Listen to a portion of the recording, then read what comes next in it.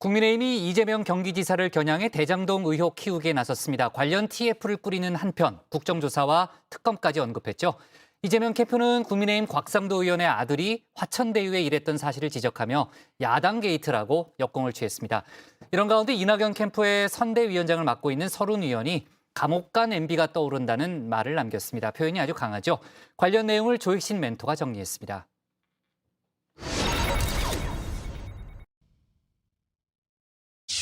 먼저 이재명 경기도지사님께 단독 직입적으로 질문하고 싶습니다. 화천대유는 누구 겁니까?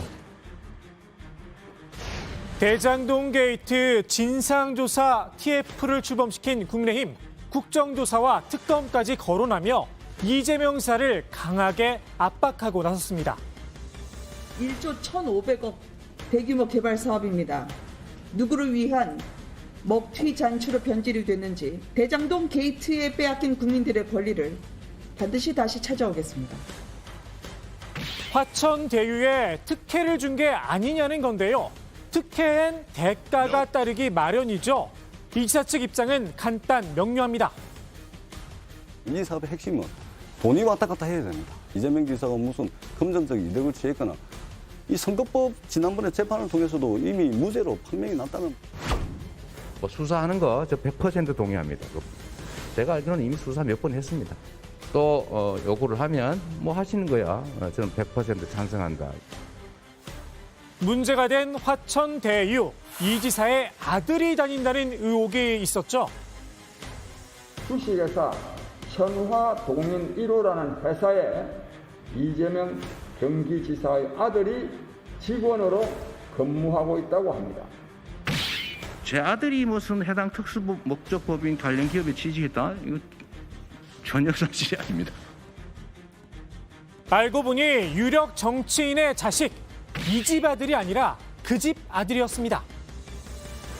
야당의 상당히 실세 정치인의 아들이 7년 동안 그 화천대유 회사의 초기부터 7년 동안 근무했다고 하는 뭐 그런 사실 드러나고 있는 거 아니겠습니까? 바로 국민의힘 곽상도 의원의 아들입니다. 지난 2015년부터 올해 초까지 화천대유에서 근무를 했다고 하는데요. 조금 색안경을 끼고 보니 묘한 연결고리가 그려집니다. 곽 의원, 전직 검찰 출신이죠. 화천대유의 대주주, 언론사 법조팀장 출신입니다. 당장 이재명 캠프에선 이런 비판이 나왔습니다. 이재명 후보에게 들이댄 잣대대로 보자면 화천대유 논란의 진실은 야당 게이트이자 전직 검찰 법조기자의 이권 카르텔입니다. 이재명 후보를 어떻게든 음해해보려는 저질 꼼수는 그만두십시오. 민주당 지도부도 이 지사를 엄호하고 나섰죠.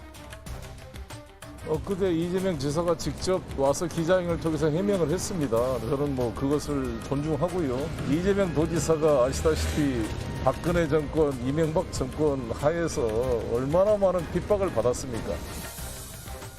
증거가 있다면 게이트, 없다면 프레임일 뿐이죠.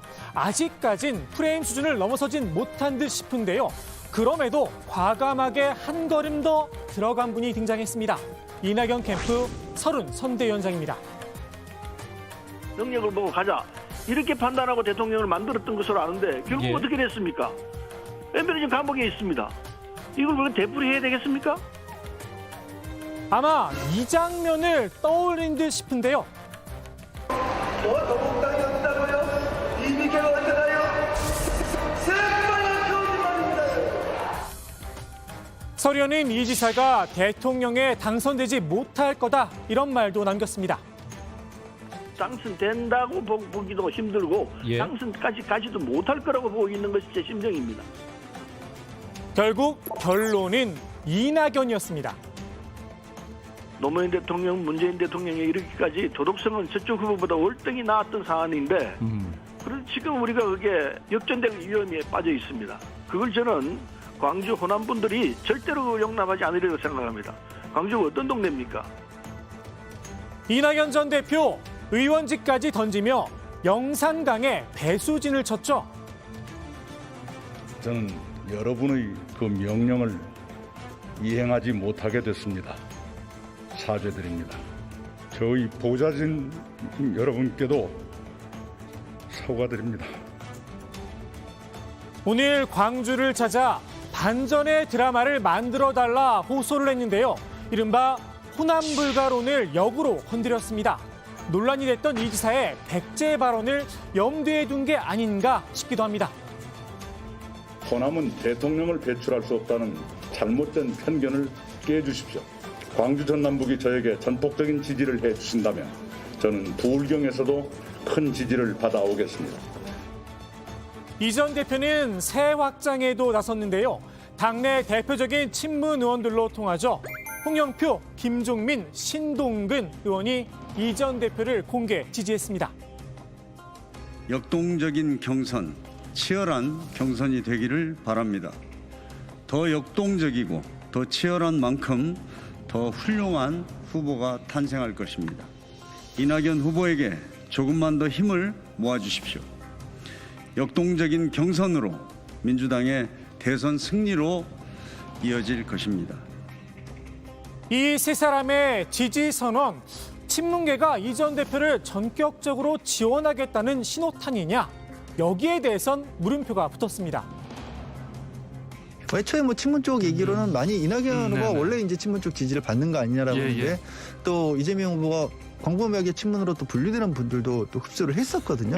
지금으로서는 뭐 한두 사람으로 그렇게 볼 건 아닌 것 같습니다. 더욱이 상당수의 친문 의원들은 여전히 중립을 지키고 있죠. 사실 이른바 호남대전의 결과를 보고 움직여도 늦지 않은 선택이긴 합니다. 이 전 대표의 의원직 사퇴 그리고 친문 의원들의 지지 선언, 호남의 추석밥상 민심을 잡기 위한 사전포석인데요. 이재명 지사도 마냥 손을 놓고 있을 순 없겠죠. 이재명 캠프가 밥상 위에 올릴 음식, 바로 대세론입니다. 호남의 전략적 선택을 믿는다는 겁니다. 결국 누가 확장력이 더 크냐, 누가 본선에서 승리할 수 있는 가능성이 높냐 하는 그런 기준으로 판단할 것으로 좀 보고 있고요. 그렇고 결국 그러한 어떤 지지자들이나 권리당원들의 당심도 또 일반 민심과 같이 수렴되지 않겠나. 오늘 나온 대선 여론조사 결과입니다. 이재명 지사 29.3%로 1위를 차지하며 윤석열 전 총장을 오차 범위 밖에서 앞섰습니다. 반면 이낙연 전 대표는 지지율 한 자릿수에 머물렀습니다. 호남으로 지역을 좀 좁혀봤습니다. 민당 대선 후보로 누가 적합하냐 물었는데요. 이 지사가 47.9%, 이낙연 전 대표는 37.7%를 차지했습니다. 호남의 선택, 과연 누구의 손을 들어줄까요? 오늘의 톡 쏘는 정치 이렇게 정리합니다. 양무 호남, 시무 대선. 호남을 잡지 못하면 대선도 없다.